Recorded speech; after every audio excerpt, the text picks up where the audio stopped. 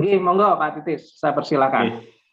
Nah, turun sebelumnya Pak Eko atas introduksinya dan juga apa namanya disapa tadi ya, bisa gayeng gitu jadinya untuk ini. Selamat pagi semuanya, assalamualaikum warahmatullahi wabarakatuh. Waalaikumsalam warahmatullahi wabarakatuh.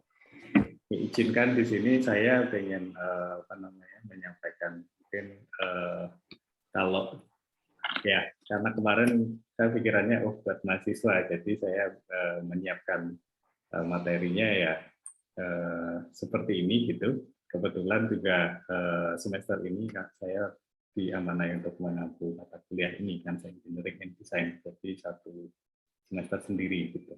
Nah kemarin waktu di kontak Pak Prof. Bambang ya, itu sempat ini satu semester materi satu semester harus saya ringkas ini, tapi ya nggak apa-apa, tapi semoga bisa ini ya, penjelasannya bisa enak dan untuk. Nah di sini nanti mungkin saya akan menyampaikan materi ya, pertama di sini saya coba menyampaikan terkait dengan desain.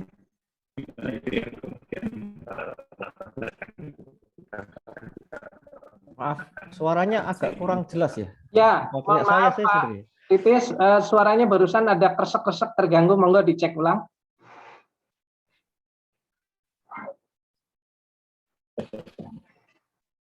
Halo. Ya, silakan diulang, monggo. Suaranya tadi putus-putus atau pribadi? Saya coba. Oke, sempat putus-putus barusan. Oh, ada.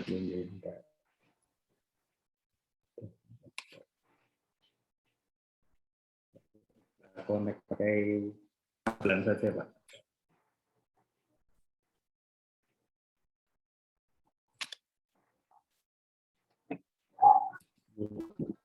Suara saya apakah masih putus-putus atau Masih putus-putus Pak Titis. Oke. Belum jelas.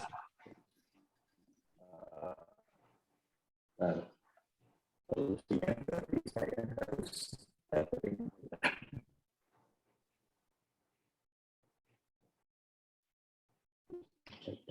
sempat.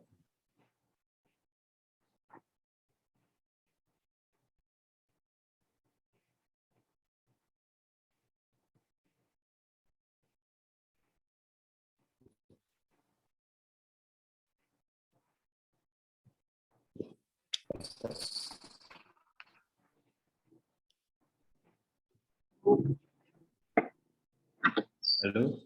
Tadi ketika ngobrol itu bagus suaranya Pak Titis. Atau mungkin kabelnya kesenggol. Kadang-kadang saya juga mengalami begitu. Oh ya, bentar. Nah, ini udah bagus nih. Udah main deh. Oke. Ya, semoga. Tapi terganggu lagi.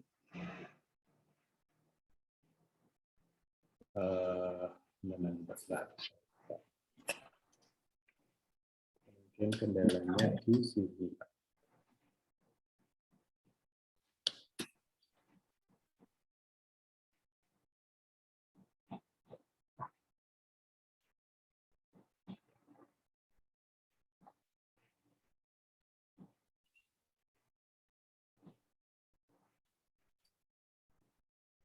Tes.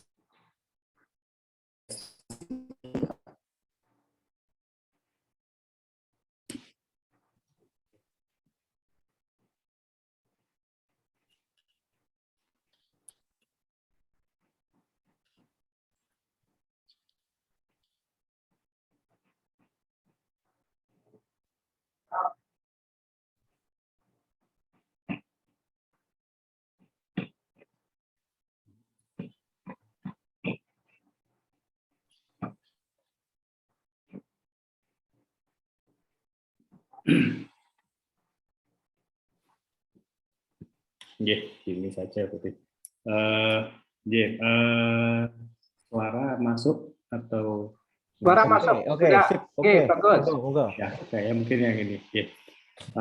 Jadi di sini kemarin saya diminta Pak Prof. Bambang ya untuk menyampaikan Kanse Engineering in Design ini, di mana ini sebenarnya kalau di UGM itu kami jadikan satu mata kuliah satu semester, di mana isinya mulai dari tahapan seperti apa Kanse itu, kemudian Kanse Science, Kanse Engineering, terus juga beberapa step dan tahapan dalam perancangan. Namun di sini saya coba ringkas jadi satu pertemuan.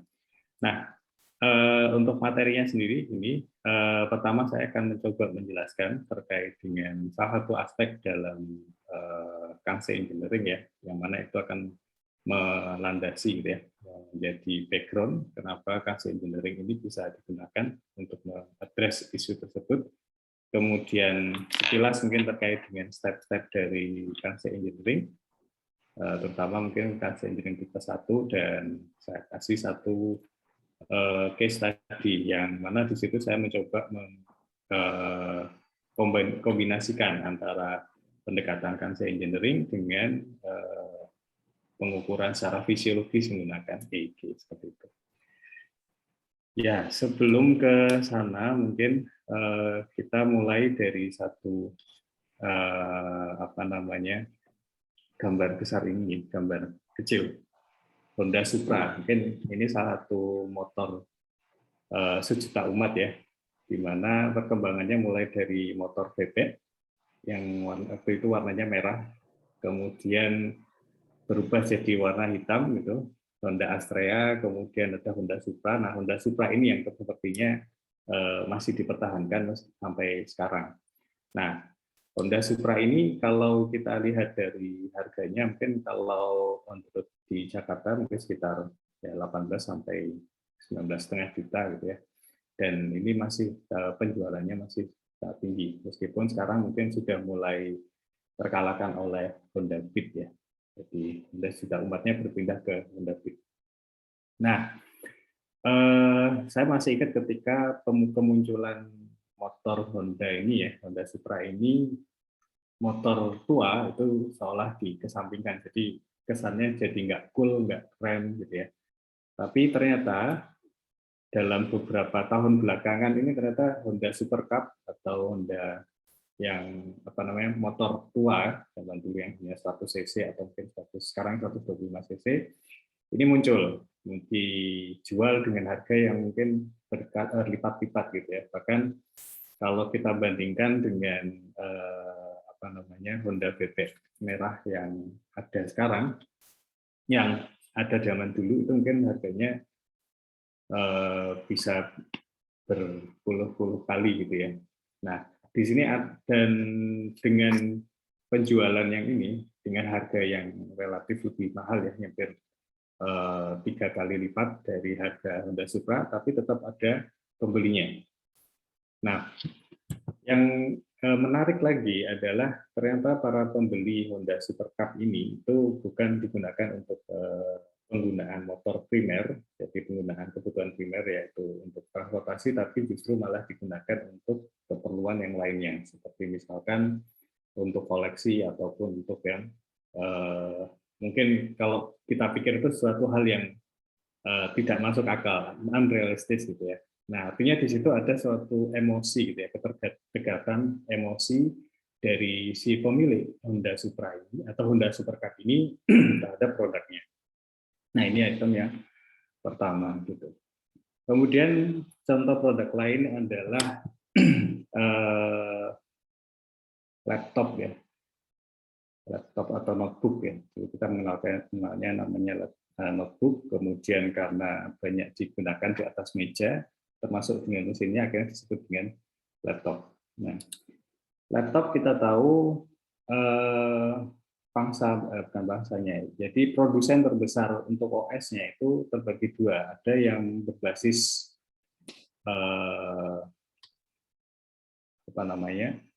berbasis OS Apple gitu ya, dengan produknya ada MacBook Air. Kemudian Windows sendiri atau Microsoft, mereka juga tetap mendemankan atau memunculkan produk-produk PC dengan berbasisnya adalah Windows. Nah, antara keduanya tentunya memiliki fans yang fanatik, ya, pengguna yang fanatik. Misalkan pengguna MacBook itu mereka tentunya akan selalu mengikuti perkembangannya, bahkan misalkan berganti produk atau ada upgrade terbaru, mereka akan berusaha untuk follow.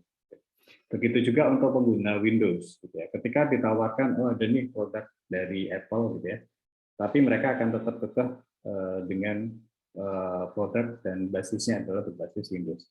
Artinya di sini ada semacam keterikatan emosi dari user pengguna terhadap suatu produknya.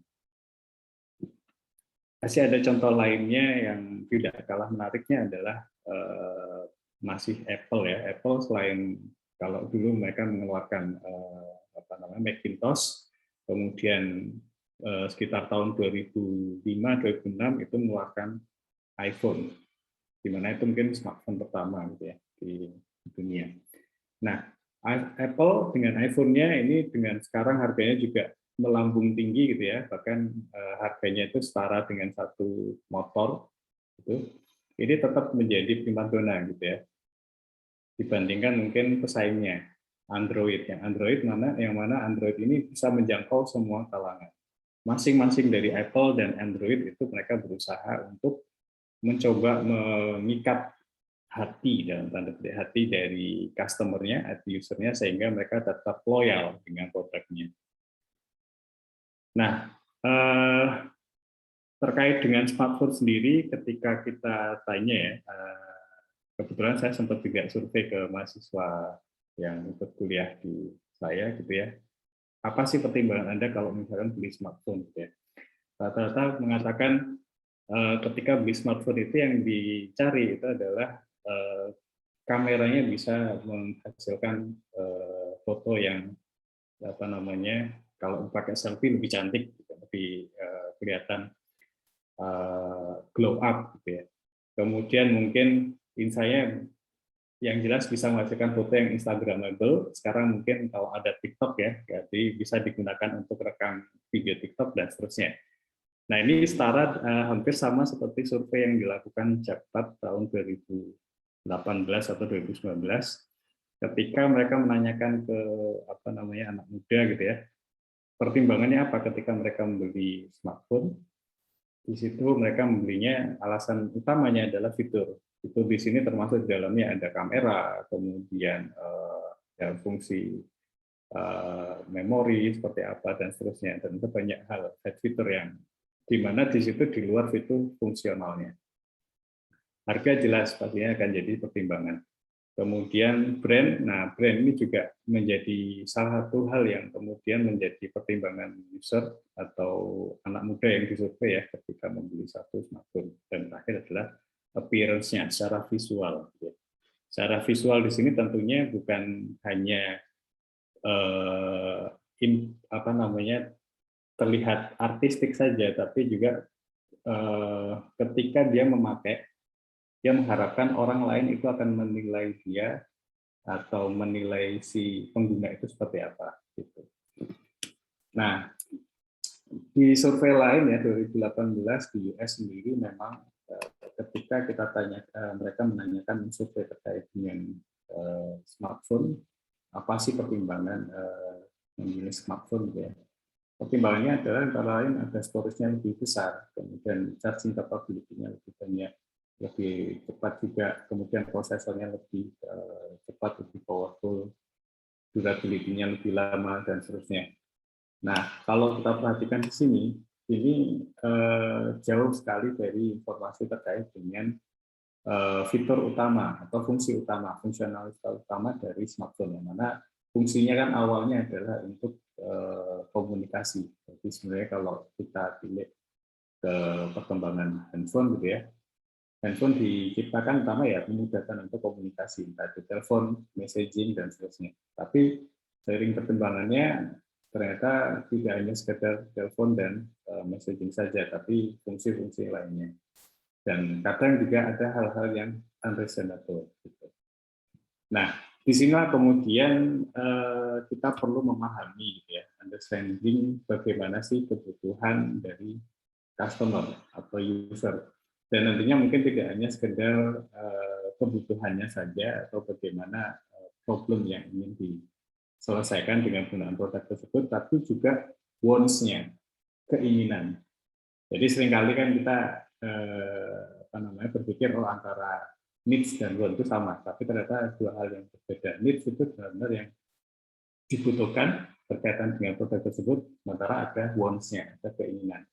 Nah, untuk memahami ini ya, kebutuhan ataupun juga keinginan, maka kita harus tahu apa sih yang diinginkan oleh si user terhadap produk tersebut. Artinya di sini bagaimana produk itu bisa berfungsi dengan baik, fungsional. Kemudian setelah fungsionalnya itu terpenuhi, berarti nanti customer itu akan menuntut produk itu harus usable, memiliki kapabilitasnya. Kemudian misal sesuai dengan antropometri, knowledge ataupun yang lainnya. Di mana di sini ada memastikan bahwa produk itu usable atau memiliki usabilitas yang baik. Jadi so far mungkin penelitian yang kita lihat ya, karena terkait dengan produk desain kita lihat dari sisi fungsionalitasnya, fungsionalitas terpenuhi. Kemudian yang diuji selanjutnya adalah usabilitasnya. Pakai yang prinsip-prinsip ada learnability-nya, efisiensi, efektif, memorability, satisfaction, dan seterusnya. Nah, terlepas dari dua ini, fungsional dan usabilitas, seringkali yang terlupakan dalam proses pengembangan suatu produk gitu ya, itu adalah memahami apa sih yang diinginkan, wants-nya atau desire gitu ya, desire dari pengguna. Entah itu preference-nya, seperti apa sih yang disukai dan tidak disukai, kemudian lifestyle-nya, value atau nilai-nilai yang ingin ditampilkan, image yang ingin ditunjukkan, dan seterusnya. Ini yang seringkali terlupa gitu. Jadi kalau misalkan katakanlah kita lihat produk UMKM ya, produk UMKM pastinya mereka sudah mencoba menyelesaikan dari sisi fungsionalitas ataupun juga usabilitasnya. Tapi seringkali yang terlupa adalah ini, bagaimana produk UMKM itu bisa memenuhi wants-nya, desire dari pengguna. Ini sebenarnya adalah salah satu challenge tantangan gitu ya. Ketika kita berusaha meningkatkan, memberikan nilai tambah dari produk UMKM seperti itu. Nah, ada fungsionalitas, usabilitas, dan desire. Di sinilah kemudian satu produk ya, mass product gitu ya. Kalau misalkan ingin sukses di pasar, setidaknya memenuhi tiga aspek ini. Fungsionalitasnya ini adalah yang mungkin banyak produk yang didesain seperti itu memenuhi kebutuhan fungsionalitas, tapi seringkali terlupa usabilitasnya. Nah, kemudian kan mengerucut ke arah usabilitas. Tapi ternyata nggak cuma usabilitas saja yang dibutuhkan. Perlu ada pleasurable atau desirable. Nah, ini yang kemudian akan coba ditangkap dengan menggunakan Kanse. Nah, seperti apa pleasurable atau desirable design ini? Di sini saya mencoba mengambil hierarki dari Jordan ya. Jordan dia mencetuskan bagaimana mendesain suatu produk itu berbasis pleasure. Gitu. Di mana ini mungkin sudah ada sekitar 20 tahun lalu ya. Jadi sebenarnya sudah cukup lama, tapi mungkin di Indonesia itu masih miss terkait dengan hal itu. Nah, gimana sih sebenarnya hierarkinya ya, kalau fungsionalitas, kemudian usabilitas dan pleasure-nya. Kita ambil contoh, ini adalah produk cukuran, pleasure. Jadi kalau produk ini tentunya dia memiliki fungsionalitas yang bagus, dia bisa digunakan untuk mencukur kumis ataupun brewok gitu ya, ataupun rambut yang ada di kulit gitu, muka ya. Secara fungsionalitas bisa berfungsi dengan baik. Dan mungkin kita melihatnya nggak ada yang masalah gitu ya. Tapi di sini aspek pleasure-nya nggak ada. Maksudnya aspek pleasure-nya nggak ada itu gimana? Sekarang kita bandingkan produk yang sebelah yang ada di sebelah kanan. Sebelah kiri kalau kita lihat ya gagang pegangannya simple, kemudian mata pisaunya cuma 2. Nah, di situ artinya dia butuh effort gitu ya untuk misalkan ukur nggak cukup sekali gitu ya, sekali terus kemudian langsung bersih gitu. Nah, kemudian Gillette itu mencoba menangkap, memberikan semacam pleasurable design-nya. Dengan cara apa? Dengan cara misalkan dari gagang pegangannya. Ya. Kalau gripnya di sini kan kita lihat ada bagian yang empuk gitu ya. Baik itu yang bagian di jari-jari atau jari ataupun jempol. Jempol juga pun merasa enak. Kemudian posisi untuk mata pisaunya itu juga fleksibel, artinya di situ membuat orang itu ketika cukur itu merasa nyaman. Artinya di situ ada semacam pleasure yang akan diberikan oleh si usernya, si produk itu terhadap user, seperti itu. Kemudian tadi yang saya sampaikan ya, handphone. Mungkin kita masih ingat ada produk Nokia ya. Fungsionalitasnya ya tentunya untuk bisa digunakan untuk nelpon, bisa juga digunakan untuk messaging, atau mungkin kalaupun ada fitur tambahan, ada fitur kamera seperti ini. Fungsionalitas dan usabilitas ya tidak bisa dilakukan ya. Tapi kemudian muncul produk smartphone, entah itu produknya Apple ataupun yang berbasis Android, di mana di situ bisa memberikan pleasure tersendiri. Pleasure kepuasan misalkan, bisa nih menggunakan smartphone ini bisa menghasilkan foto yang nggak kalah dari mirrorless misalkan. Atau misalkan dengan smartphone yang ada ini, kemudian kalau saya pakai nelpon, kemudian kelihatan tuh lambang apel keluar, ya. Itu akan memberikan nilai, atau orang yang melihatnya, wah orangnya high class nih pakai Apple. Nah, itu salah satu yang pleasure yang ingin ditampilkan atau diberikan oleh suatu produk terhadap si user, sehingga di situ ada semacam kayak perikatan emosi. Jadi ada pleasure itu, cuma sekedar fungsionalitas ataupun usabilitasnya saja. Contoh lainnya tadi ya, motor Honda gitu ya. Secara fungsionalitas, usabilitas ya tentunya bisa terpenuhi, bisa digunakan untuk transportasi.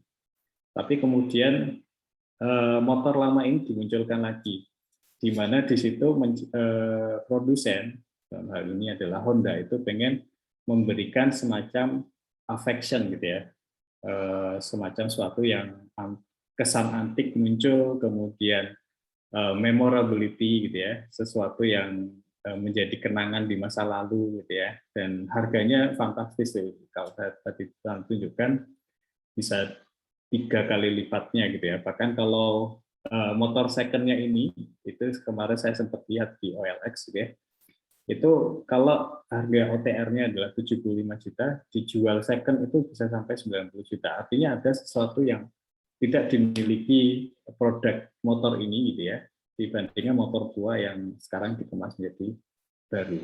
Gitu. Artinya ada semacam pleasurable. Nah, Jordan sendiri, jadi Patrick Jordan, ini saya ngambil dari salah satu bukunya ya, Designing Pleasurable Product. Ya.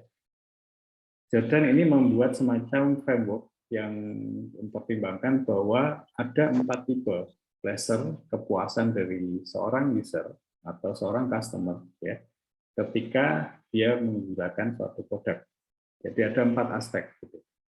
Aspek yang pertama adalah terkait dengan fisiknya atau physiologicalnya.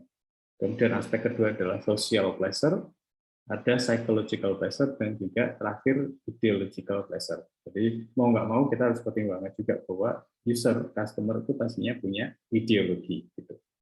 Nah, framework ini yang kemudian dikembangkan terkait dengan bagaimana ketika seseorang itu merancang suatu produk, harus ada semacam aspek emosi yang bisa ditawarkan dari produk tersebut. Seperti itu. Nah, kita coba lihat satu persatu ya, seperti apa sih aspek fisikal, kemudian sosial, psikologi, ataupun yang ideologi. Ya. Nah, yang pertama adalah physical, gitu ya. Jadi physio pleasure. Gitu. Nah, kaitannya dengan physical artinya di situ ketika si user itu dia berinteraksi dengan produk, maka di situ dia akan merasakan sesuatu, how it feel. Gitu ya. Seperti misalkan ketika dipegang itu dia merasa enak nih dibandingkan dengan produk lain yang fungsinya sama. Contohnya tadi gitu ya, alat cukur, simple kecil gitu ya. Tapi kemudian yang Gillette maaf saya menyebut merek Gillette gitu ya, itu di situ dipegang enak gitu ya, jadi nggak bikin sakit. Bahkan ketika misalkan mata pisaunya itu menyentuh kulit di bagian ini ya, atas bibir gitu ya, itu enak, tetap bisa gerak smooth gitu ya. Artinya di situ ada aspek fisiologi atau fisik yang ditawarkan.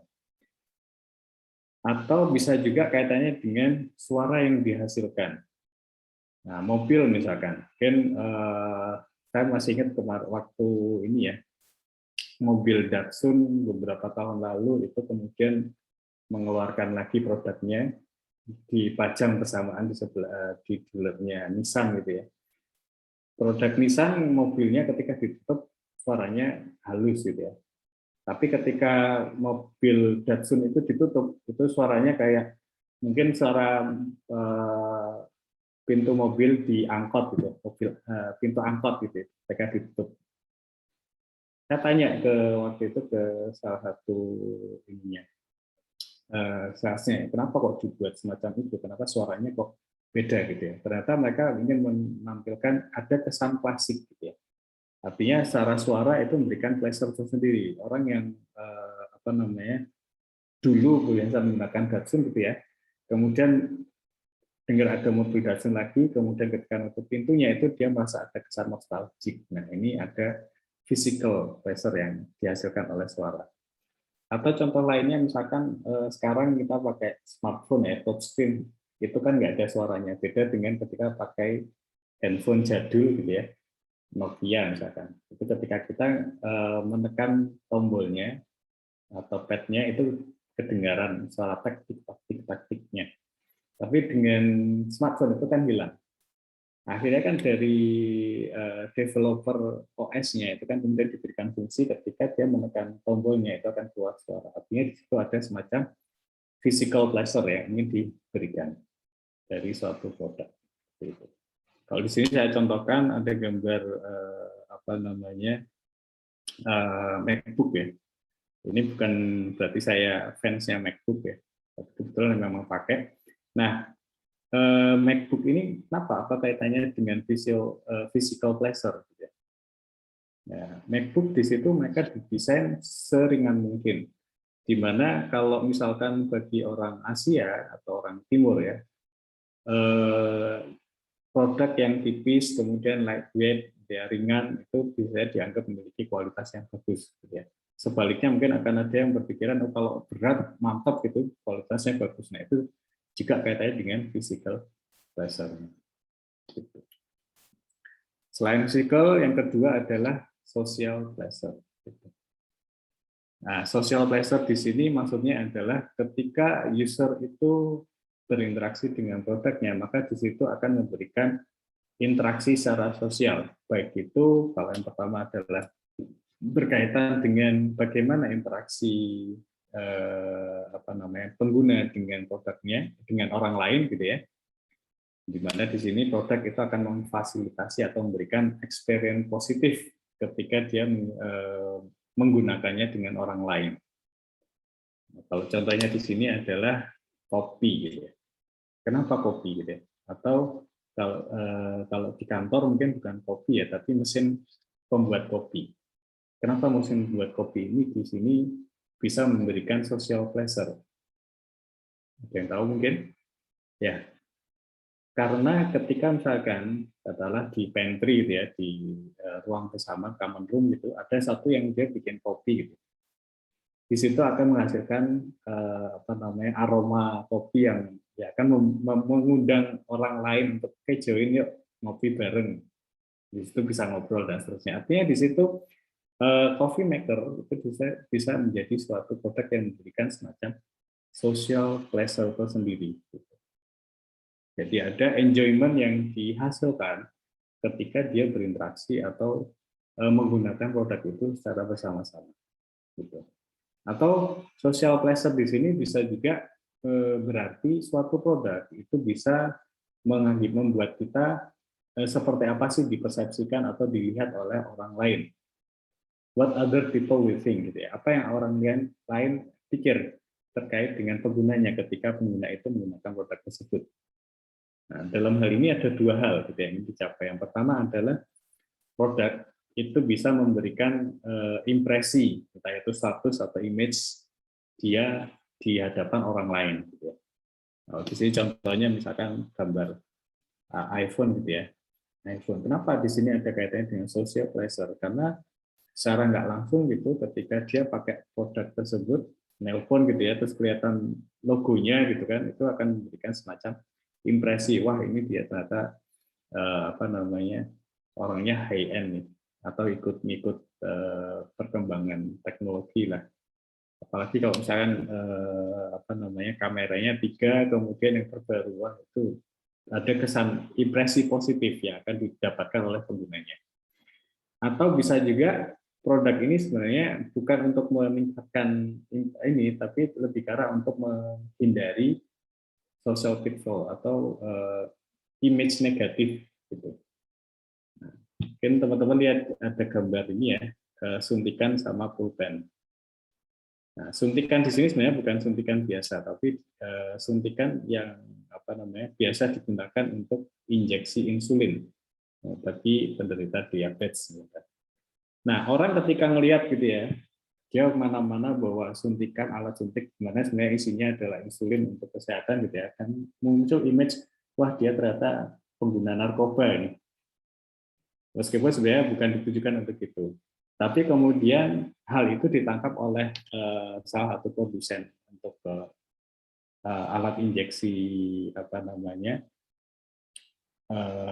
insulin, dibuat desainnya mirip sebuah pulpen, bisa dipasang di kantung gitu ya. Jadi orang kemana-mana dia nggak merasa takut bahwa akan muncul image negatif gitu ya. Padahal sebenarnya itu bukan pulpen tapi suntikan untuk injeksi insulin. Artinya di situ produk itu dia memberikan semacam social pleasure tersendiri bagi penggunanya. Dalam artian pengguna itu dia akan mendapatkan image negatif terkait dengan penggunaan produk tersebut. Ini dari sisi social pleasure. Ada psychological pleasure. Nah, pleasure ini jadi secara psikologis gitu ya akan diperoleh pengguna gitu. Yang pertama adalah terkait dengan kognitif ataupun physical demand gitu ya. Jadi ketika orang menggunakan produk tersebut, maka dia akan merasa physical demand-nya atau kebutuhan kognisinya, psikologisnya akan berkurang. Dan ada semacam emotional reaction yang akan diterima. Sebagai contoh misalkan produk GPS atau Google Map. Kenapa produk GPS atau Google Map itu dianggap memberikan psychological pleasure? Nah, GPS atau Google Map itu tentunya akan sangat membantu banget bagi orang yang berpergian, terutama ke daerah yang dia belum pernah jelajahi sebelumnya, tanpa dia harus merasa kesulitan.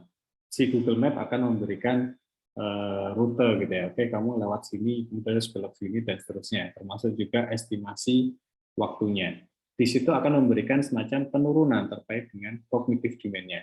Ya meskipun dalam beberapa kasus kadang Google Maps sendiri bekerja tanpa ini ya, tanpa apa namanya berpikir lebih lanjut gitu ya. Kadang mungkin ada yang menggunakan Google Map tapi ternyata kesasar gitu ya. Ada beberapa kasus atau berita seperti itu. Tapi di sini sebenarnya dia bisa memberikan semacam psychological pleasure. Atau setrika uap. Ya. Kenapa setrika uap ini bisa memberikan semacam psychological pleasure?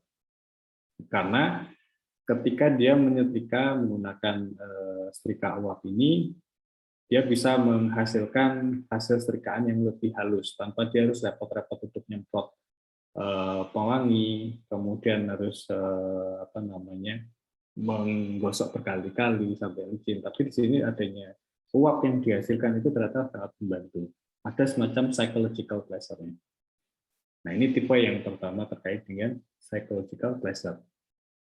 Tipe yang kedua itu adalah ada semacam impresi gitu yang akan kita dapatkan ketika kita menggunakan produk tersebut, di mana itu sebenarnya adalah salah satu impact dari desainnya ataupun juga impact dari marketing. Contohnya apa kira-kira ya? Nah, gampangannya adalah produk Axe gitu, parfum Axe. Kalau di sini sih gambarnya orangnya sebenarnya gemuk, tapi ketika dia nyemprot parfumnya ke seluruh tubuhnya, dia merasa badannya itu slim, six pack gitu ya, berotot dan sebagainya, enggak, bukan yang berlemak. Artinya di situ ada semacam impresi psikologis yang diperoleh atau yang didapatkan ketika dia menggunakan produk tersebut, di mana itu adalah impact dari iklan yang diberikan. Nah, ini adalah psychological pleasure. Nah, dari banyak produk yang ada di pasaran sekitar kita, pastinya akan setidaknya memiliki pleasure, satu pleasure dari beberapa hal ini. Ketika kita bisa mengcombine-nya, itu akan sangat impactful gitu ya. Nah, yang terakhir mungkin yang seringkali mungkin kita tidak habis pikir gitu ya, adalah ideological pleasure atau ideo pleasure, di mana pleasure atau kepuasan ini atau desire ini ya, itu dihasilkan dari value, nilai-nilai yang dimiliki oleh seseorang. Bisa berkaitan dengan image dia gitu ya, atau taste-nya, atau moral value, atau dia pengen jadi semacam apa namanya, kalau sekarang itu influencer, maka di situ dia akan menggunakan produk-produk yang bisa menginfluence orang lain. Contohnya apa? Contohnya kalau di sini, kalau saya tunjukkan dengan gambar, itu adalah mobil listrik. Nah, kenapa mobil listrik itu bisa memberikan semacam ideo pleasure? Di situ akan memberikan image, bukan sekedar dia image-nya, oh kaya nih pakai mobil listrik, tapi akan memberikan semacam image bahwa dia itu care terhadap lingkungan, bahwa dia tahu, oh kalau misalkan pakai BBM, bahan bakar minyak, itu akan menimbulkan polusi, gitu.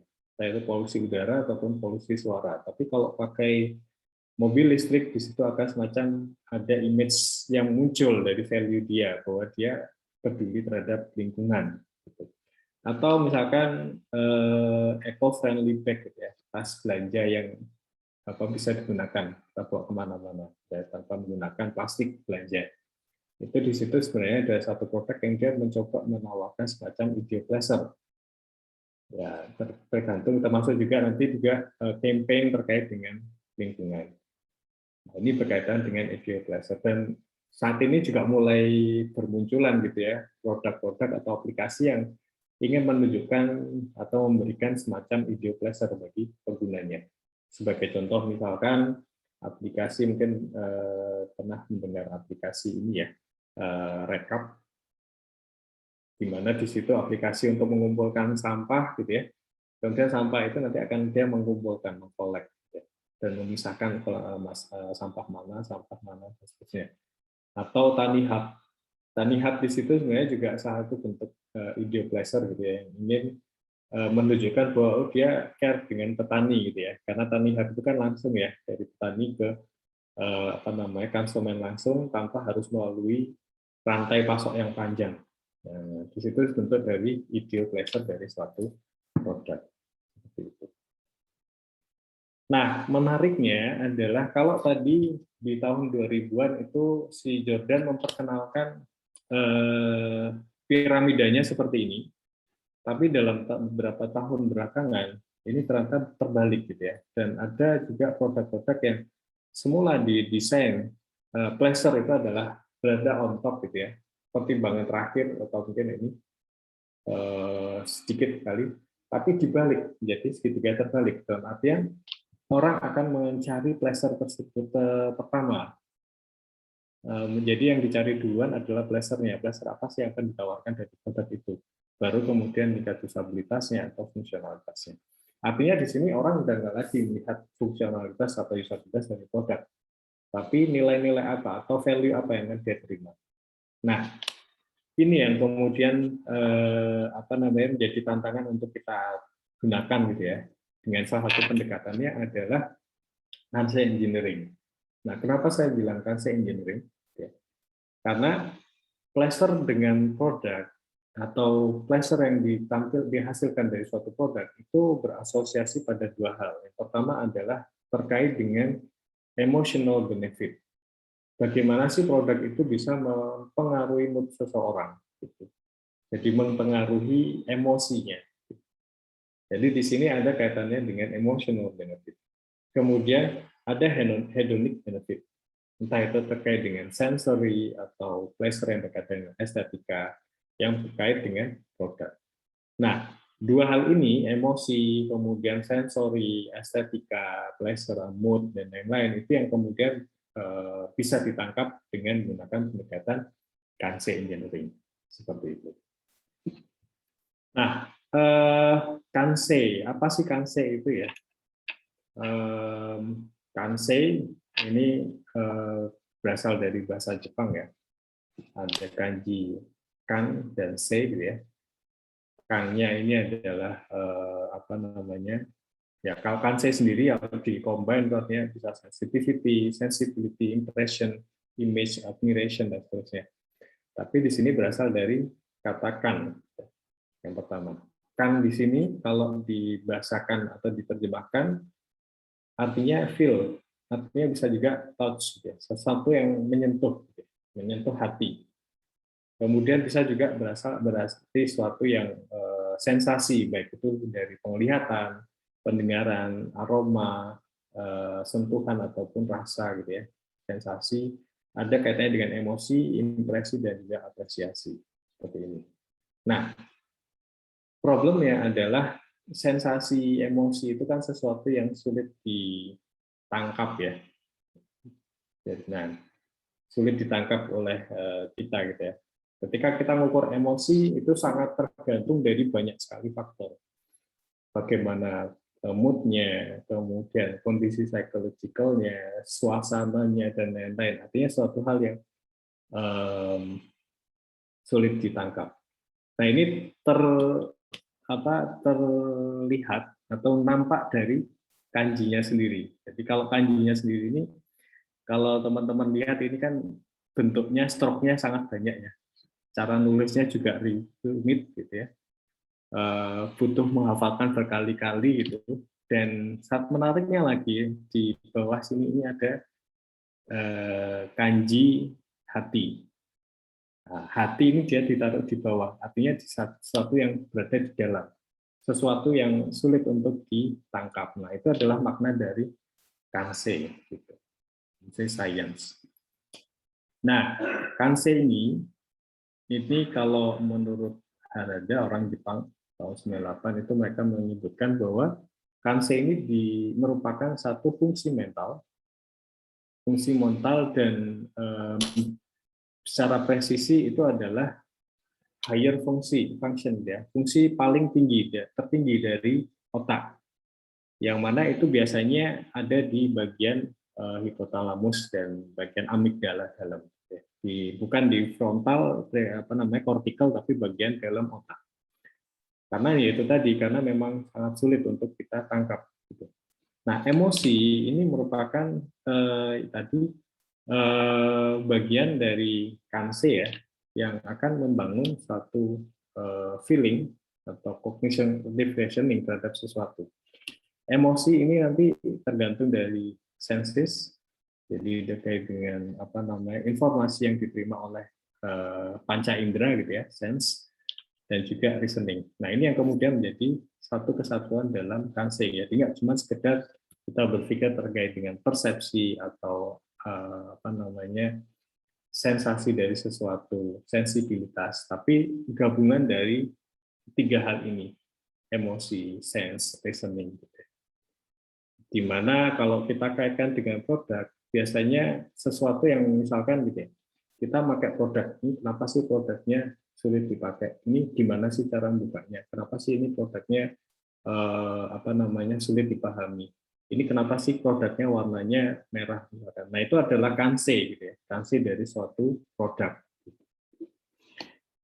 Nah, Kansei ini kemudian diterjemahkan menjadi satu teknologi, terutama nanti ketika dia dikombinasikan dengan tool-tool yang ada gitu ya, entah itu statistical tools ataupun artificial intelligence ataupun metode yang lainnya untuk menerjemahkan apa yang dirasakan oleh customer, Kansei dari pas customer ke dalam spesifikasi desain.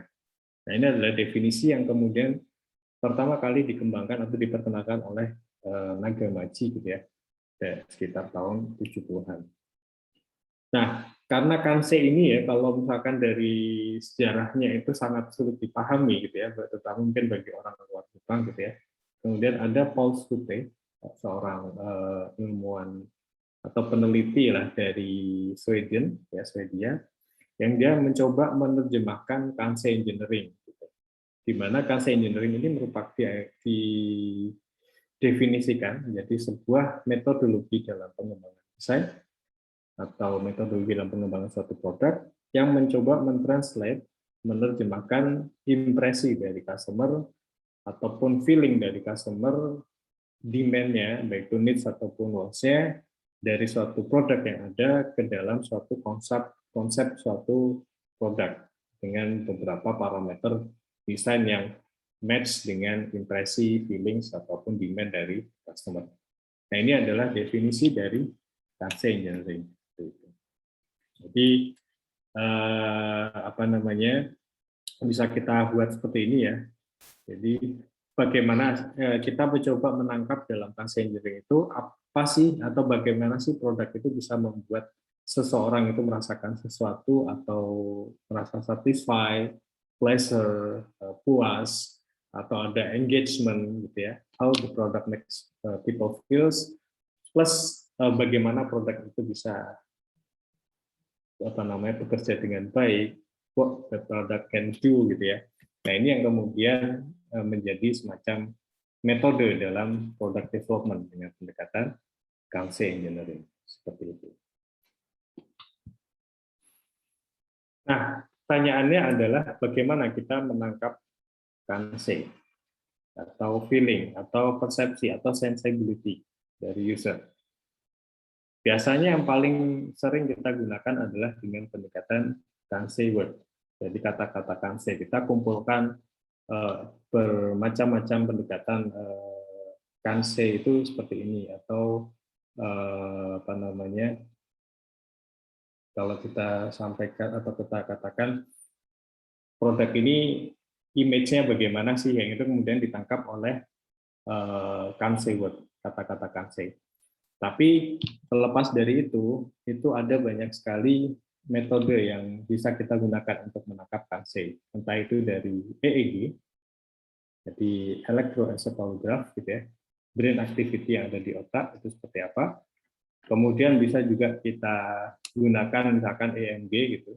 EMG misalkan kita pengen lihat nih desain dari grip itu seberapa besar sih mempengaruhi otot dari lengan. Berarti di situ kita ukur menggunakan EMG.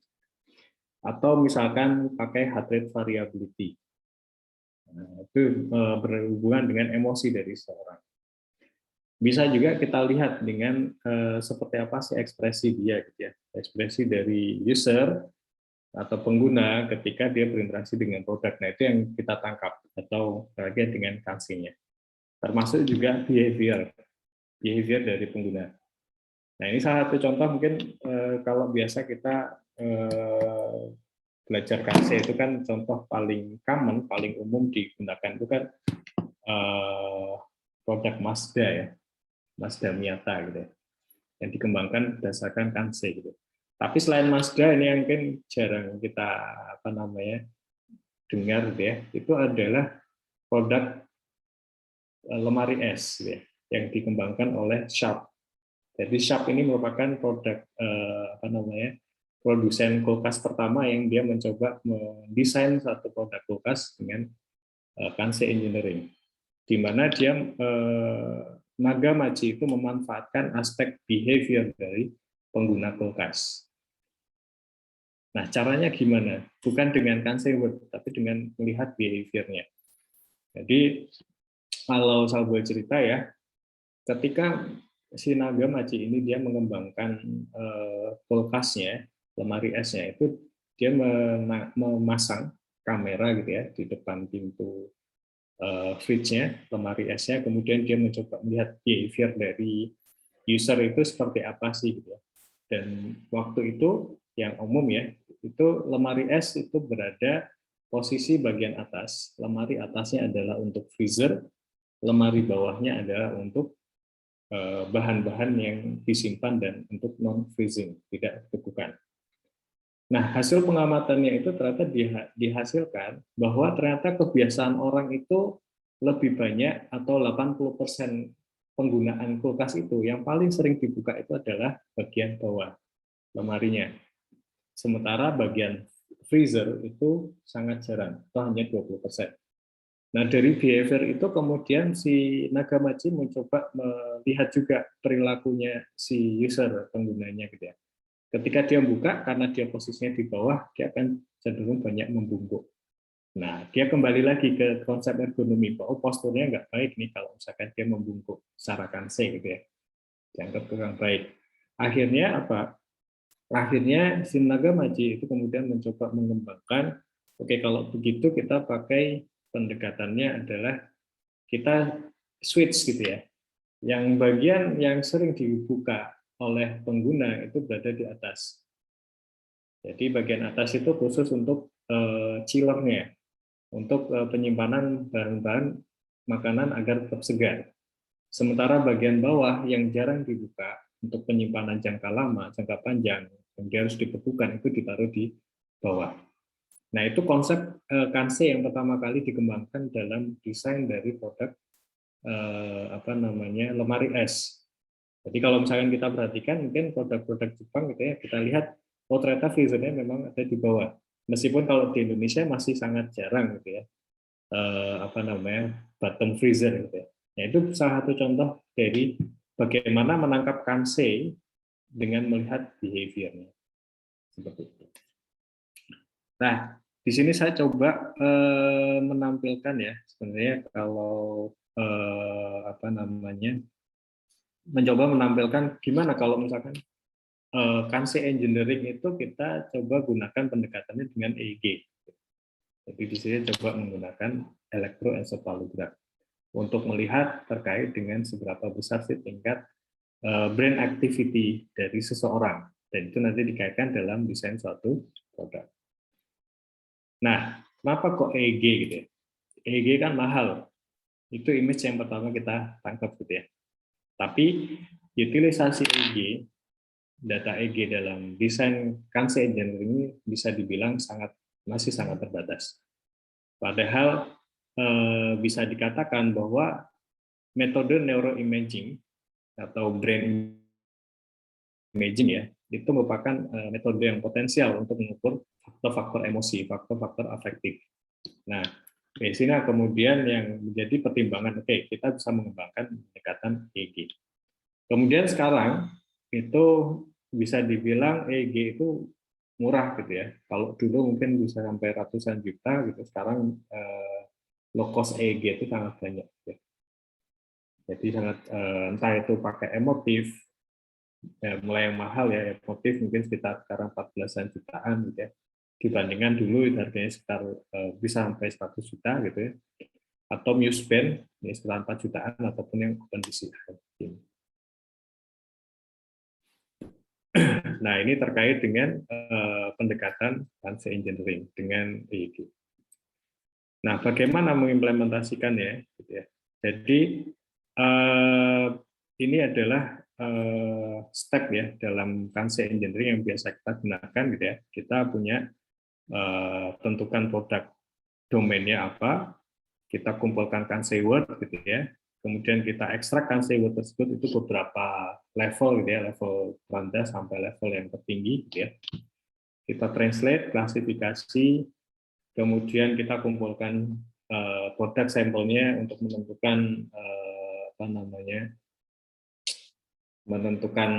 misalkan itemnya apa, kemudian kategorinya apa, gitu ya. Kita list item dan kategorinya, baru kita lakukan. Nah, ini pendekatan yang kemudian kami kembangkan, yaitu mengevaluasi eksperimen dengan menggunakan real EEG data EEG. Gitu.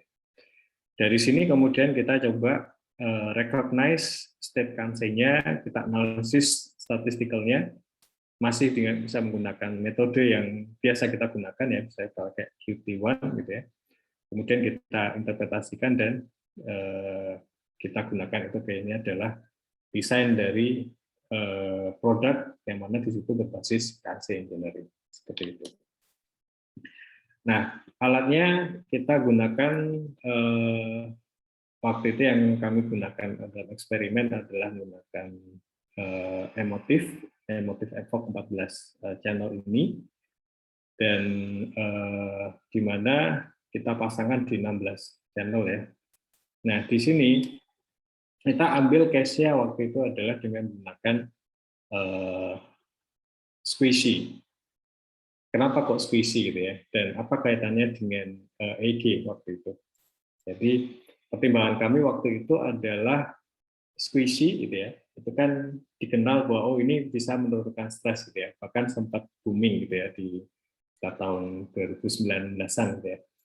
Nah, di aktivitas fidgeting ini dikonon bisa meningkatkan konsentrasi, menurunkan tingkat stres, bahkan saya sempat nemu satu paper ya, publish di Nature, itu ternyata squishy itu, aktivitas bermain squishy itu ternyata bisa meningkatkan konsentrasi dan score, gitu ya, skala nilai. Gitu.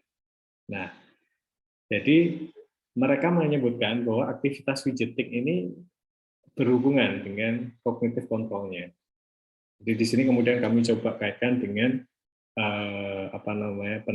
bagaimana sih cancer engineering berbasis EEG yang kami propose.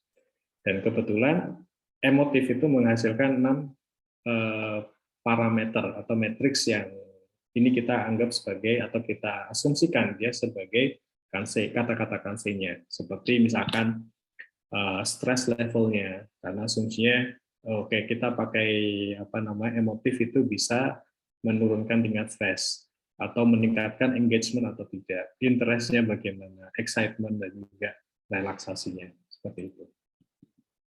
Nah, di situ kami lakukan eksperimen ini kebetulan di kelas gitu ya, jadi di kelas cancer engineering dengan menggunakan mahasiswa sebagai partisipannya, ada sekitar 4-5 orang gitu ya, untuk mencoba melakukan aktivitas fidgeting atau ya meremas-remas squishy gitu ya. Jadi kami kumpulkan ada sekitar 10 sampel squishy gitu ya.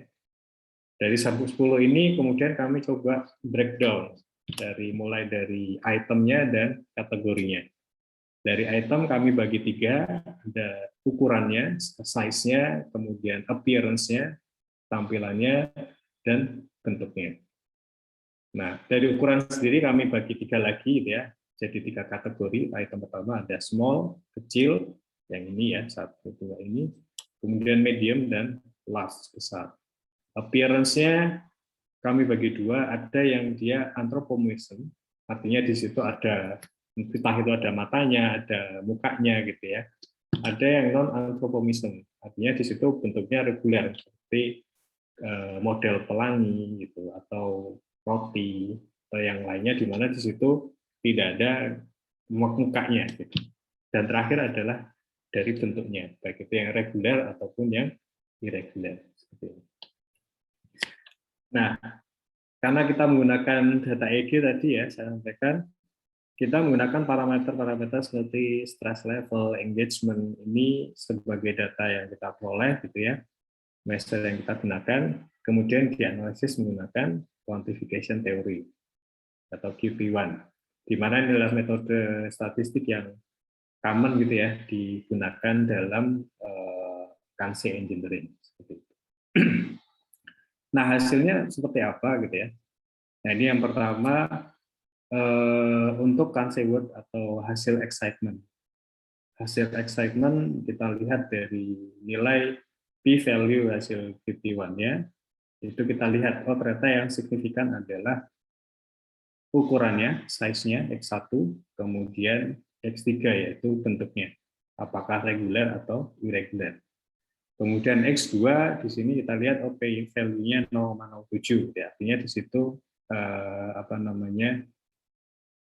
ya signifikan tadi tidak selalu berpengaruh tapi tidak signifikan. Jadi di sini kemudian kita ambil kesimpulan, oke, kalau misalkan produk squishy ini bisa kita gunakan memberikan tingkat excitement bagi usernya, maka kita pilih desainnya harus ukurannya medium, tidak terlalu besar, terlalu kecil. Kemudian anthropomorphism, jadi ada mukanya gitu ya, ada mata, ada hidung, ada mulut gitu ya. Dan bentuknya adalah irregular, tidak reguler.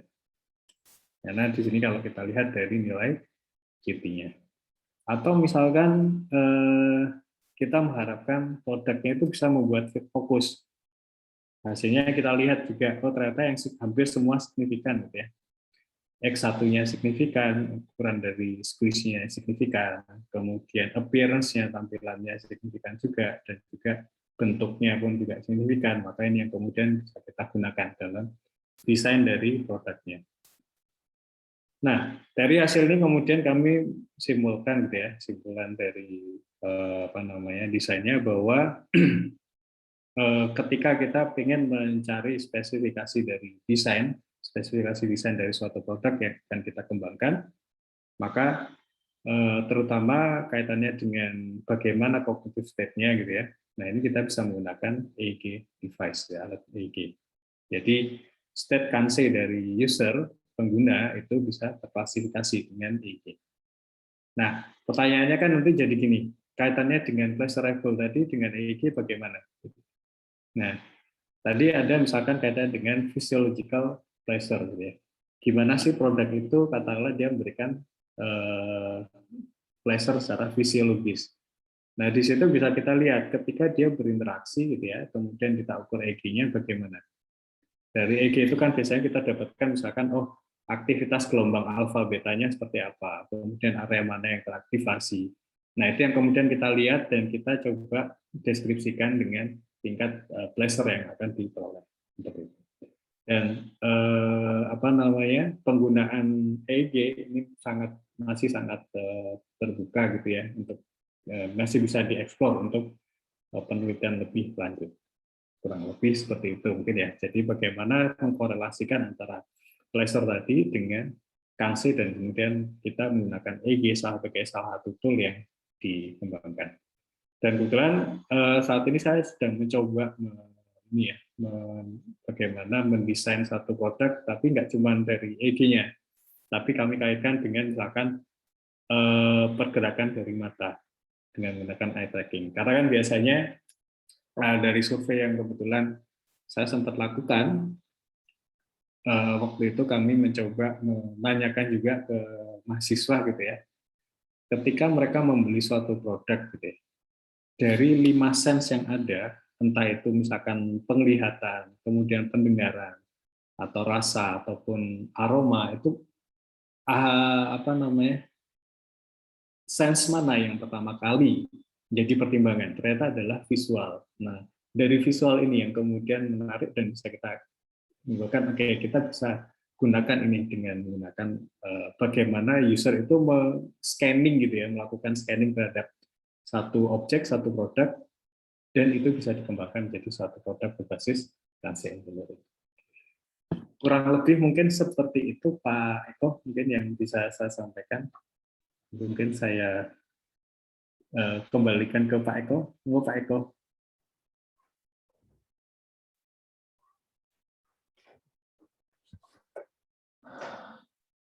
Ya, mungkin saya take over ya. Monggo Pak. Wah, terima kasih Pak Dr. Titis. Wah, tadi sangat menarik apa itu dan memberikan wawasan lebih ya tentang kanse engineering. Ya, saya pernah riset sebenarnya dulu dengan Prof. Cucuk dulu sempat mengontak dengan Prof. Mitsuo Nagamachi dan kami dikasih kayak kayak prosedur untuk riset. Tapi kelihatannya dulu masih pakai kanse word. Tapi dengan melihat paparannya Dr. Titis tadi sangat menarik untuk riset ke depannya karena saya juga di biosignal analisis jadi ya. Jadi EOG tadi menarik dari saya kepikiran banyak sekali. Jadi menggunakan EOG, menggunakan eye tracking, menggunakan EEG semua bisa. Tergantung nanti apa. Dan dari paparan berikut menarik. Mungkin kita bisa kolaborasi juga ke depannya. Insya Allah Pak bisa. Jadi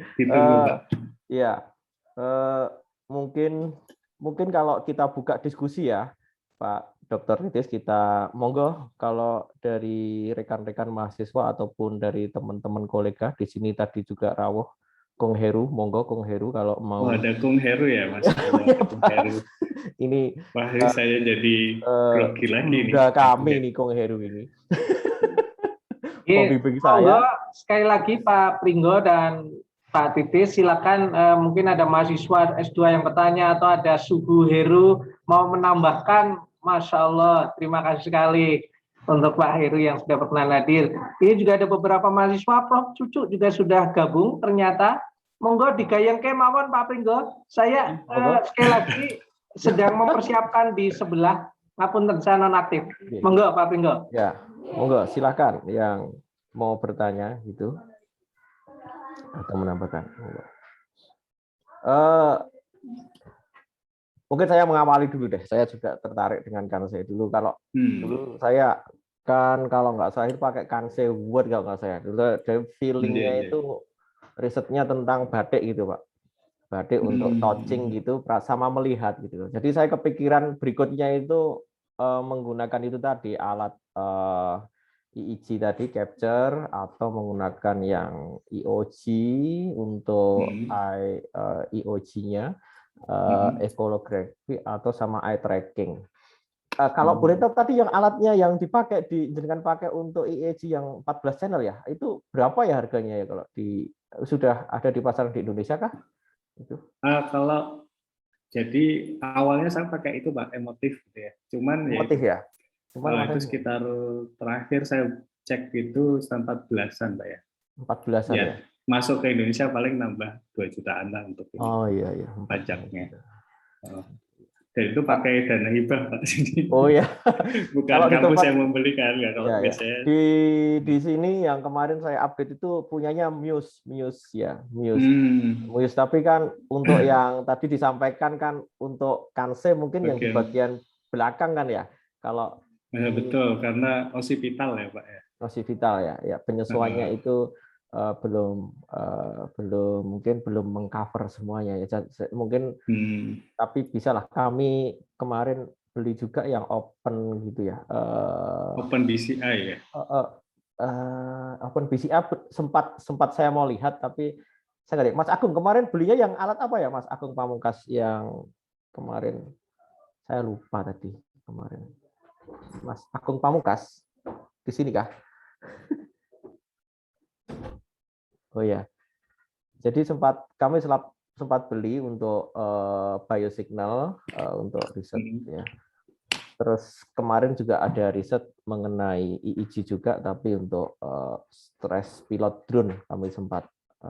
Jadi ketika mengendarai pilot drone gitu sensasi stresnya atau ya itu gimana gitu sempat. Kalau untuk proses saya mau tanya ini Dr. Titis untuk proses processingnya ya signalnya dari EEG tadi kan ada signal alfa beta dan sebagainya itu kan untuk hubungannya tadi sempat disampaikan tadi seperti apa sih saya pengen tahu jadi relasinya ya saya kurang sempat capture karena menurut saya penting yang di situ jadi ketika ditangkap kemudian diukur kan jadi yang penting kan di sini diukur ke relasinya ke sensasinya Kansei-nya itu seperti apa mungkin itu pertanyaan saya yang pertama mungkin sambil nunggu yang lain ini gitu. Oke, kalau yang kebetulan yang saya presentasikan itu pakai emotif ya. Jadi kebetulan di emotif sendiri itu ada semacam kayak fungsi yang akan sepertinya mereka akan ada algoritma yang akan menghitungkan gitu seperti tingkat stres levelnya berapa, engagementnya bagaimana dan seterusnya. Dan kalau nggak salah yang Muse itu juga sama sih Pak, jadi bisa menghitungkan tingkat stres dan seterusnya. Cuman kan kita nggak tahu mekanisme behind-nya gitu ya, gitu ya. Makanya biasanya dari itu kami ambil data mentah gitu ya, dari data mentahnya, kemudian ya sama kita lakukan sinyal processing-nya, kita pakai FFT, kemudian kita dapat alpha, beta dan seterusnya. Itu yang kemudian kita coba correlate gitu, ya, korelasikan dengan data output-nya itu kira-kira klasifikasinya seperti apa gitu. Jadi kemarin kami coba juga pakai apa namanya machine learning gitu ya. Yeah. Jadi dengan data training, ada data untuk pengujiannya juga nanti seperti apa gitu untuk klasifikasi gitu. Tapi yang terakhir kebetulan ada mahasiswa saya gitu ya, ini mencoba Muse gitu, karena pertimbangannya kemarin kan pandemi gitu Pak ya.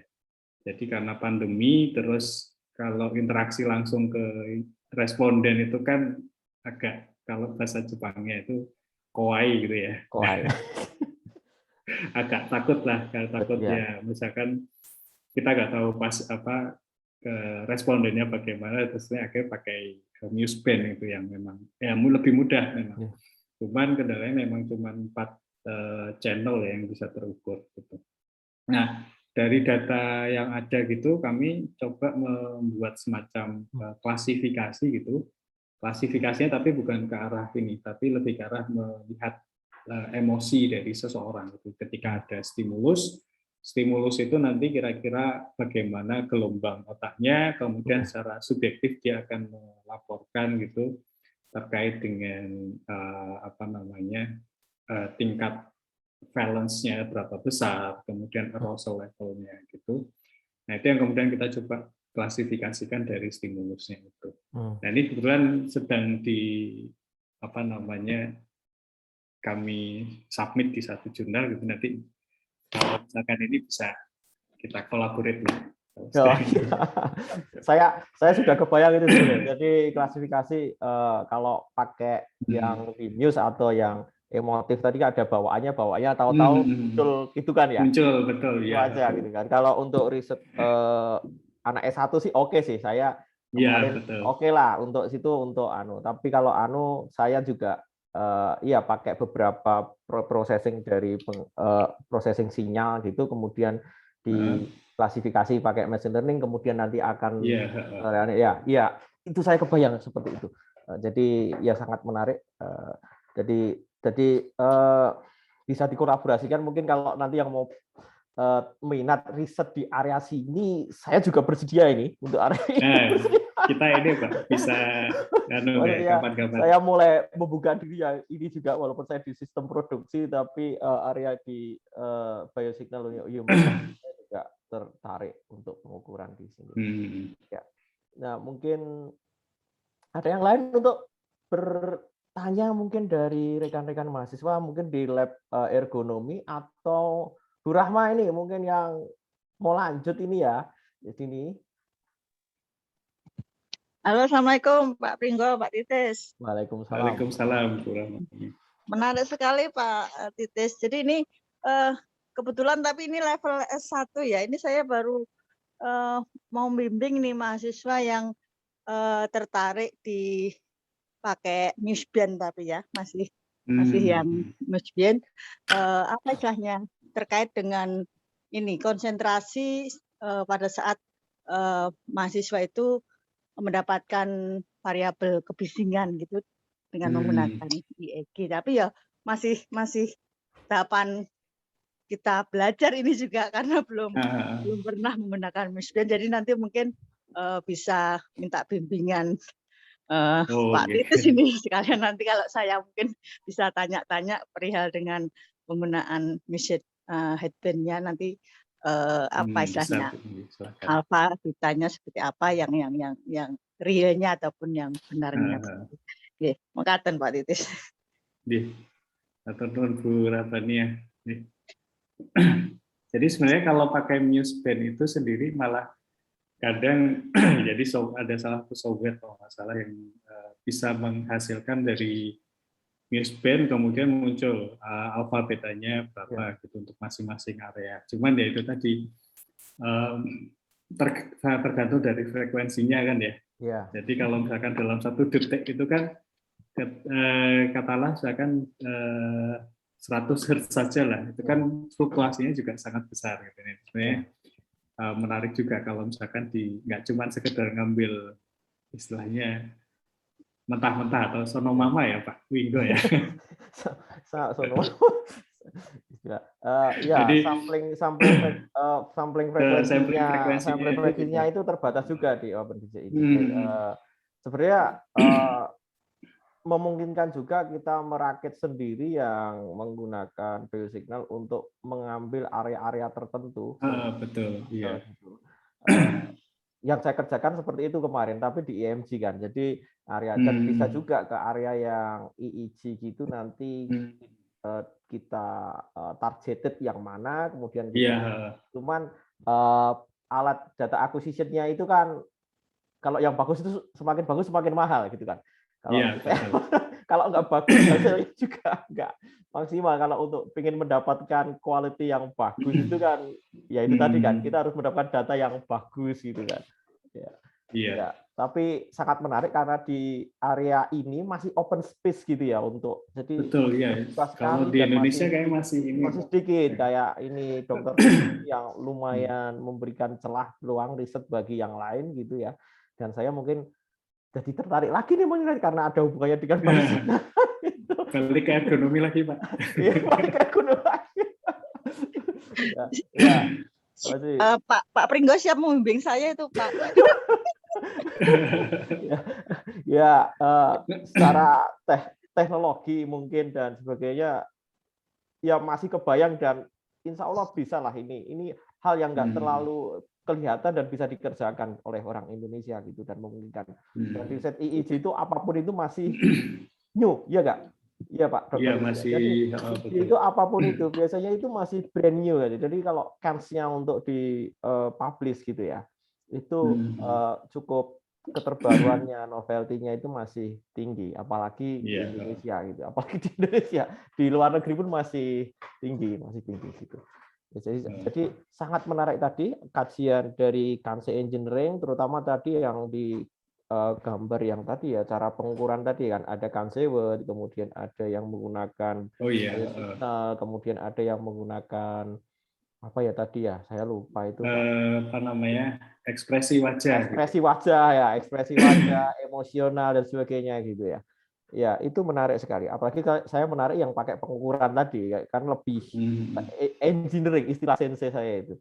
Kalau gitu ya. Oh iya, kalau ukur pakai kuesioner itu engineering kamu ukurnya nggak jelas itu. Kalau pakai itu kan jelas. Measurable. Ya, tingkat objektivitasnya tinggi. Jadi saya rasa yang dikerjakan Dr. Titis tadi sangat baik dan bisa sharing untuk kita semua. Mungkin yang lain bisa memberikan masukan atau mungkin mau bertanya karena saya rasa ini cukup menarik untuk jadi materi ya untuk jadi juga tadi sudah disampaikan udah ada metodenya, sudah ada areanya, kemudian sudah ada ceruk-ceruknya yang mana, contohnya juga tadi menggunakan squishy gitu ya atau yang lain juga. Ya mungkin ada yang lain Pak Titis selain squishy gitu untuk yang touching. Banyak sebenarnya sih ya, mungkin area fidgeting itu kan mungkin kalau dulu saya sempat ini Pak kepikiran memanfaatkan Kanse ini untuk misalkan kayak mendesain stress reliever ya, penurun stres gitu. Nah, kalau penurun stres itu kan macam-macam ya, ada tadi squishy, ada apa spinner atau spinner, apa namanya bola yang ditinju-tinju itu kan sebenarnya bisa juga. Iya. Ya. Kalau keyboard game itu gimana ya? Keyboard mechanical gitu, cetak gitu. Nah, itu juga bisa sebenarnya. Menarik juga kan ya. Ide juga kan, dapat ide lagi kan. Banyak sebenarnya. Benar kali. Jadi desain tentang keyboard gitu yang mechanical untuk gamers gitu ya, berapa waktu pengennya seperti apa gitu kan bisa ya digunakan. Iya, sama. Itu menarik apalagi itu ya. Ya sekali. Monggo yang lain, Prof Bambang. Prof Bambang ini hilang apa no? Masuk nggak ya? Prof Bambang. Tadi kayaknya ada Prof Bambang, ada Prof Cucuk. Prof Cucuk ya, Prof Cucuk ini. Prof Cucuk juga ada. Prof Cucuk mungkin mau tanya atau saya ini. Ini kalau yang ngambil ergonomi siapa ya di mahasiswa S2 yang ngambil ergonomi, riset ergonomi. Saya itu juga baru gabung, Pak Titis baru pulang. Jadi ini baru pulang ya, Pak. Belum tahu mahasiswa saya berapa. Mahasiswa S2 gitu ya. Jadi sempat gabung. Kalau di sana berarti yang lagi dikerjakan itu tadi ya, yang menggunakan EEG itu, atau yang sudah menggunakan eye tracking, Pak? Eh, ini sekarang saya sedang ada sih mahasiswa yang lagi mengembangkan pakai eye tracking gitu, tapi Oh, yang baru yang berbasis di monitor gitu.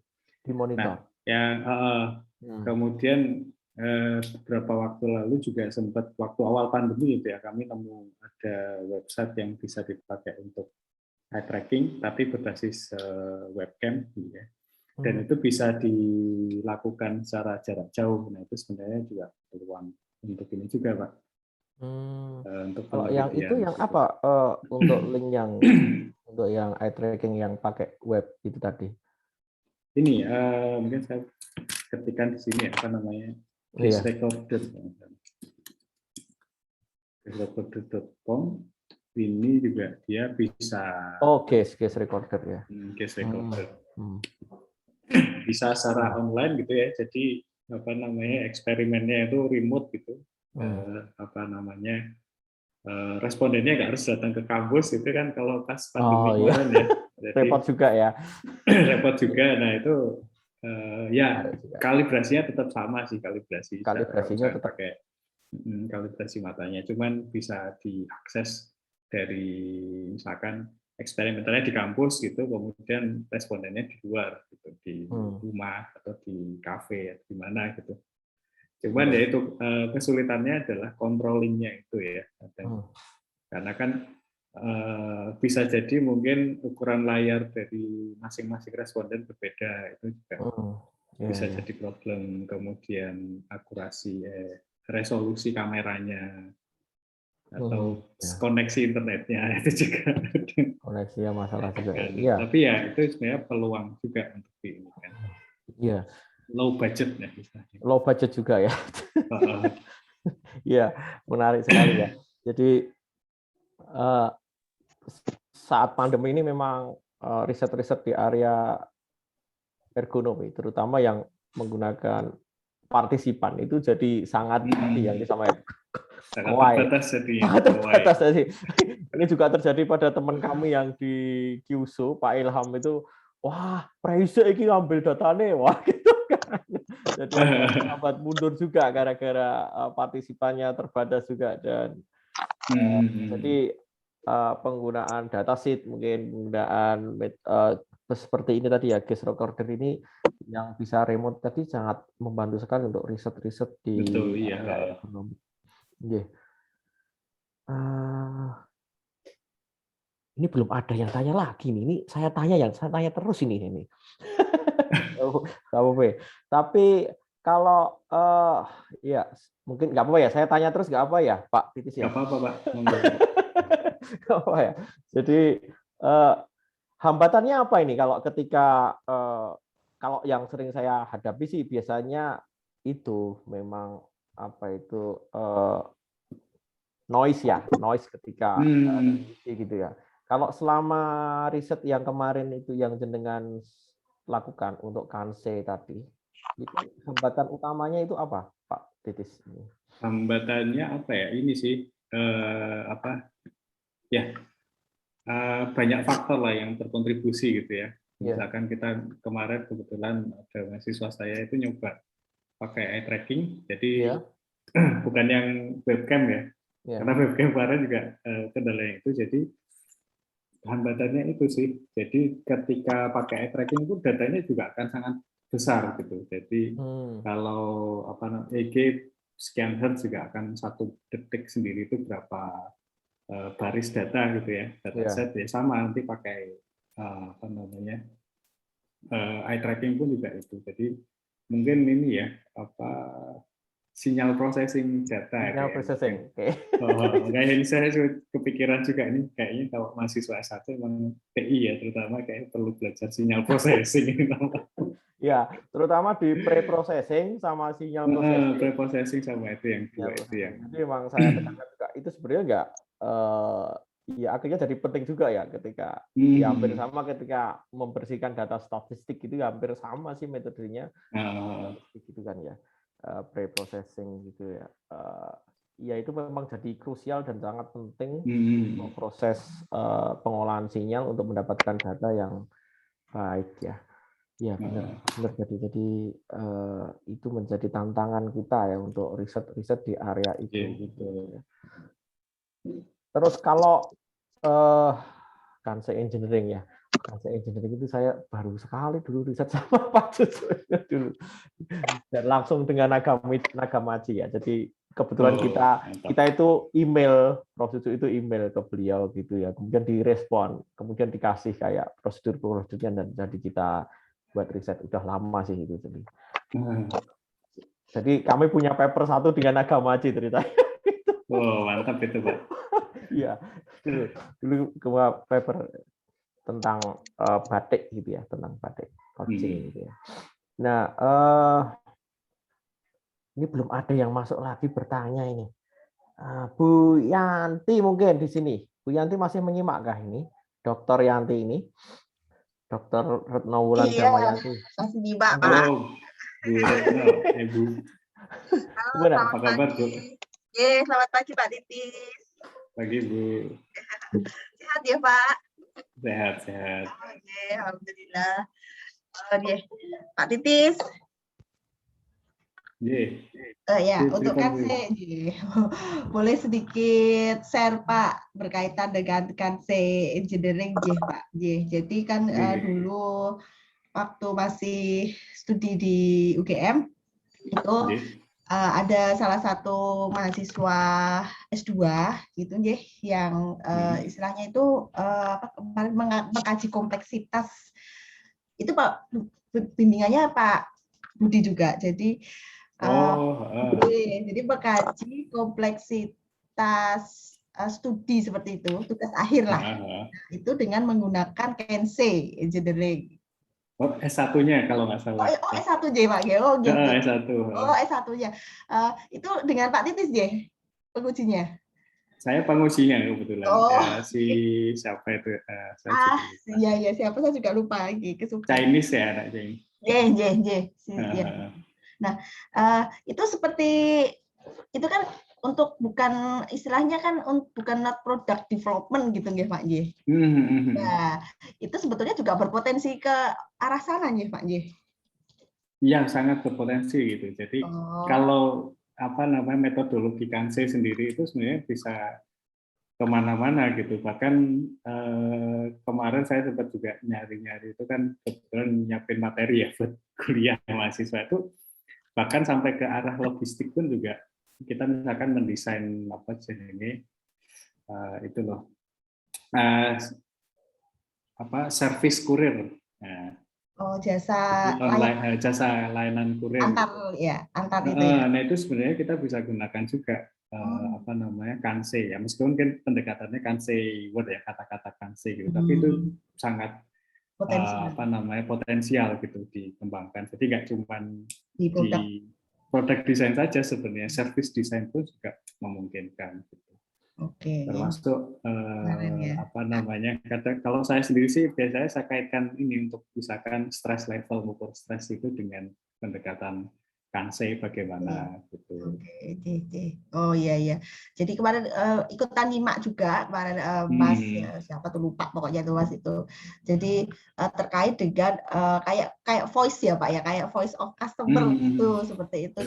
Apa tanggapan kompleksitas tentang studi tugas akhir seperti itu dan kemudian ya seperti itu. Kemudian nanti kayak dikelompokkan atau diterjemahkan gitu loh Pak. Terus nanti betul dari aspek emosinya gitu.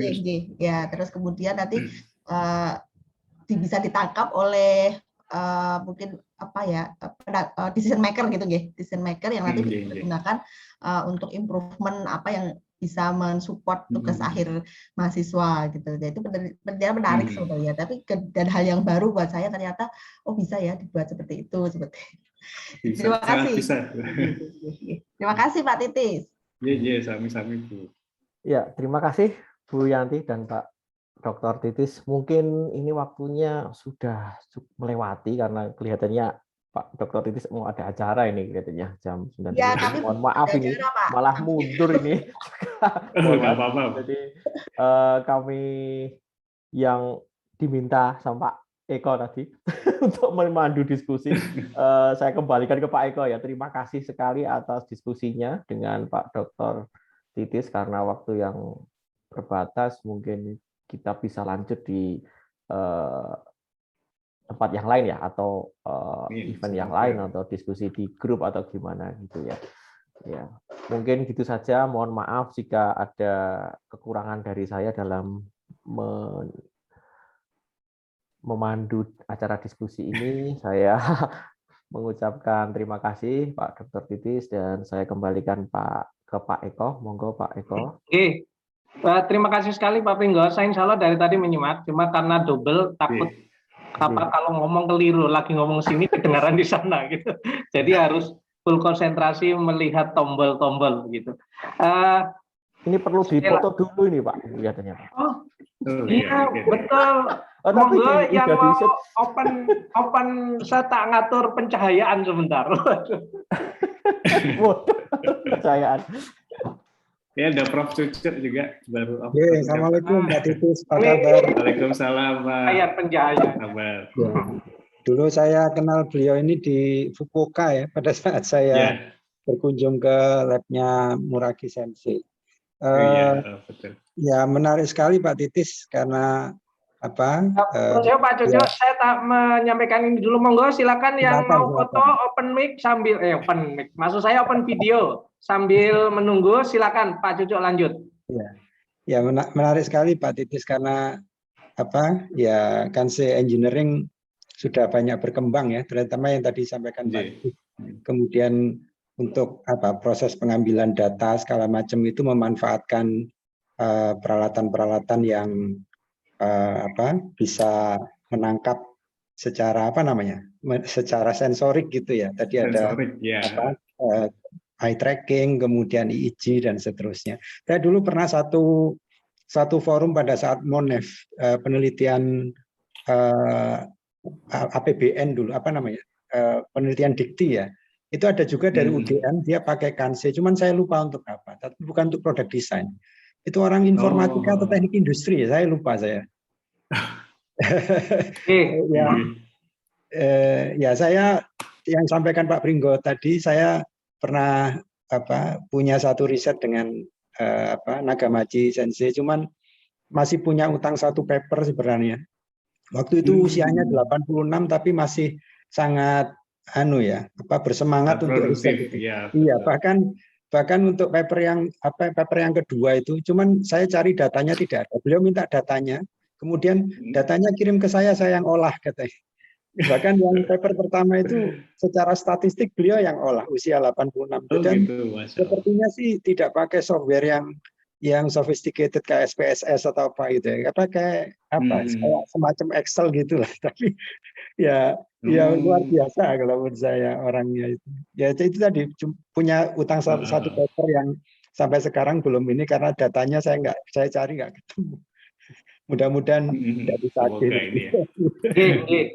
Mbak Titis, terima kasih. Menyapanya, mohon maaf ini mungkin saya menyadari sebagian mungkin belum bisa open kamera, jadi seadanya saja nggih Pak Pringgo. Monggo senyum terbaik diberikan. Ya, 1, 2, 3. Bu Rahma belum senyum ini, Bu Rahma. Sekali lagi. Sebentar, harus saya kopas dulu yang tadi. Oke, 1, 2, 3. Oke, terima kasih semuanya. Untuk Pak Titis, sekali lagi terima kasih sudah berkenan rawuh. Kapan-kapan kalau sudah offline mungkin perlu diundang Bu Rahma untuk ke lab P3 dan ergonomi. Siap. Pak Titis, senyum itu tulus atau tidak bisa didetek dari EEG-nya nggak? Bisa Pak. Bisa ya. Bisa. Itu menarik Pak. Bisa aja. Sekali lagi matur nuwun apalagi pakai masker ya Pak. Supaya kita enak semua, kita akhiri bersama-sama nggih. Jadi terima kasih semuanya. Sekali lagi matur nuwun semuanya. Assalamualaikum warahmatullahi wabarakatuh. Selamat pagi menjelang siang. Assalamualaikum warahmatullahi wabarakatuh. Waalaikumsalam.